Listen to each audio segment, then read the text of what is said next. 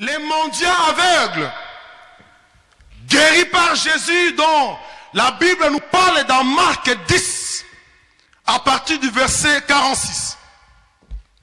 La Bible dit que Jésus passait et une assez grande foule était l'entourait.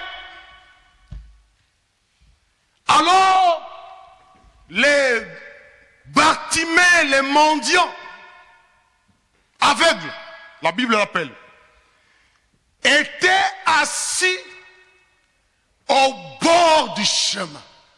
Oh mon Dieu, il y a des gens qui sont assis au bord du chemin.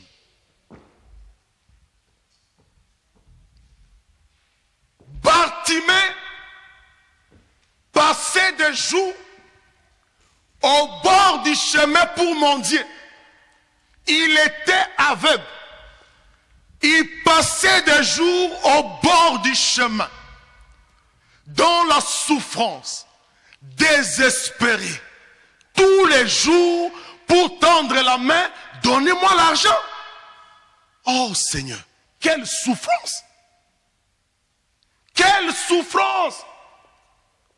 Les autres marchent, ils travaillent, ils vont à l'école. Moi, je suis là tous les jours, Seigneur, pour mendier, en plus aveugle.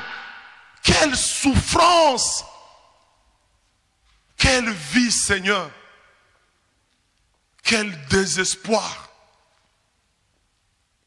Assis au bord du chemin.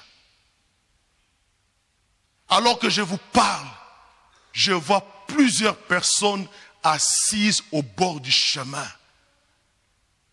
Au bord du chemin. Au bord du chemin. Pour mendier, pour tendre la main.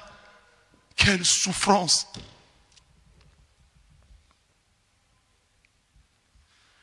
Heureusement pour Bartimée. Et lui aussi a entendu parler de Jésus. On lui a dit qu'il passait. Mon Dieu. Quand cet homme a entendu parler de Jésus, elle a oublié qu'elle était aveugle. Mon Dieu. Qu'est-ce qu'il fait? Il s'est mis à crier. L'ultime secours passe. Les commentateurs disent que Jésus est passé par ce chemin-là une seule fois. Il ne l'a pas fait une deuxième fois. C'était l'ultime secours. Aujourd'hui ou rien. Et il s'est mis à crier, Fils de David, Jésus, aie pitié de moi. Alors qu'il crie, la Bible dit, plusieurs les reprenaient, la foule. La foule, tais-toi. Tais-toi. La foule, plusieurs le reprenaient, dit la Bible. Tais-toi. C'est comme ça que nous sommes des fois, nous les hommes. Tais-toi. Mais la Bible souligne, il cria encore plus fort, Fils de David, Jésus, aie pitié de moi. Plus fort. C'est l'ultime secours. Aujourd'hui ou rien. Il aurait pu dire, laissez-moi, ou s'adresser à la foule, commencer à discuter avec eux. Non. Combien de fois nous sommes distraits par la foule? Combien de frères et sœurs dans l'église sont distraits par la foule? Au lieu de regarder l'objectif, les gens parle, tu te laisses provoquer, tu te dis, c'est fini l'église, je m'en vais. Il me critique, il parle de moi. Cet homme, au bord du chemin, mais la foule lui dit, tais-toi. Est-ce qu'il a parlé avec la foule? Je m'en fous de la foule. Moi, je veux une chose, ma guérison. Qu'est-ce que vous voulez? Moi, j'ai un problème avec vous. Moi, quand je viens ici, je quitte chez moi, je fais des kilomètres, c'est pour vous. Dites-moi, mes frères et sœurs, je ne viens pas.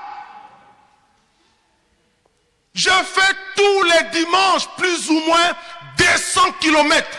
Pour un homme. Pas Germain, pour un homme. Qu'est-ce que vous me voulez? Moi, je veux Jésus.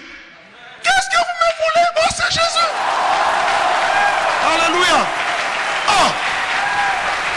Vous payez le carburant, venez ici pour vous laisser distribuer par un homme. Vous n'avez rien compris. Vraiment, restez à la maison. Mon frère, reste à la maison. Dors sous la couette. Tu seras bien. Dors. Tu nous laisses. Moi, je pour Jésus. Pour Jésus. Peu importe critiquer, parler, chuchoter, dites des choses. Moi, je crie, Jésus, c'est de toi que j'ai besoin. Je viens chercher Jésus. Il a tellement fait pour moi, pour mes enfants, pour mon épouse. 4 ans de mariage, 16 ans, sans enfants. Sans l'intervention d'un médecin, j'ai eu des enfants. Qu'est-ce que vous voulez? C'est Jésus. On est provoqué, non, de problèmes. On m'a appelé au téléphone. On a fait ceci. Je ne viens plus à l'église. L'église n'a pas de... Il y a Bissot, hein? C'est pour nous. Moi, c'est pour moi. Je ne viens pour personne. Personne, pas pour personne. D'abord Jésus. D'abord l'homme de Galilée. Il me protège. Quand il y a un souci la nuit, je crie d'abord à lui. Je ne sais pas, mais j'ai vu Jésus me délivrer des situations compliquées. Très compliquées. Très compliquées. Très compliqué. J'ai cherché la solution. J'ai crié. Mais alors que je prêchais ce jour-là, Dieu parlait par un homme. Il dit, je marcherai devant toi. Je prendrai soin de ta famille. Je m'inquiétais tellement pour ma famille. Il dit, ne t'inquiète pas. Et jusqu'aujourd'hui, il a pris soin de ma famille. Jusqu'aujourd'hui, il a pris soin de ma famille et mes enfants. Je vous assure, Jésus. Je ne viens pas pour une personne. Je ne viens pas pour quelqu'un. Je viens pour Jésus. Alléluia. Peu importe. Tout ce que vous allez dire, ça ne va pas me submerger. Je vois plus Jésus que tous les autres. Quand toi, tu viens à l'église, tu vois plus les hommes que Jésus. Tu as un problème. Ah, tu as un problème. Tu viens d'abord, tu commences à regarder, celui-là, qu'est-ce qu'il dit? Celui-là, il va dire quoi? Celui-là ne va pas me dire bonjour. Tu es venu faire quoi? Dites-moi, tu es venu faire quoi? Tu es venu faire quoi? Quand tu viens à l'église. Toi qui vas à l'église, tu vas faire